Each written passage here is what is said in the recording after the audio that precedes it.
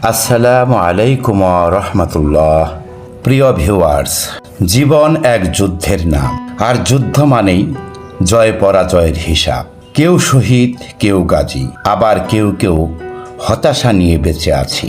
তেমনি এক হুতাশির হুতাশ আমার রচিত কবিতা দীর্ঘশ্বাস। ভালো লাগলে সাবস্ক্রাইব ও শেয়ার করে পাশে থাকবেন।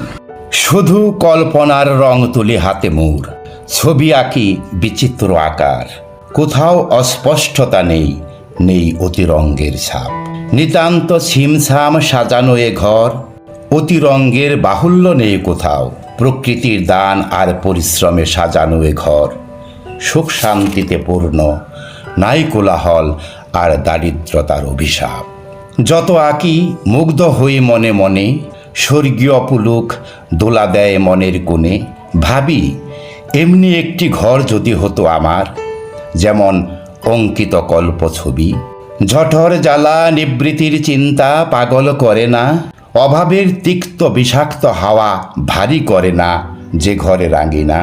দুজকের পুজ রক্তে জন্ম জাকুম বৃক্ষ দারিদ্রতারূপী, তেমনি বিষ বৃক্ষের কালো ছায়া পড়ে না যে উঠানে। সমগ্র শান্তি আনি বেহেস্তি পঞ্চনহর, প্লাবিত করে যার উঠান আঙিনা ঘর।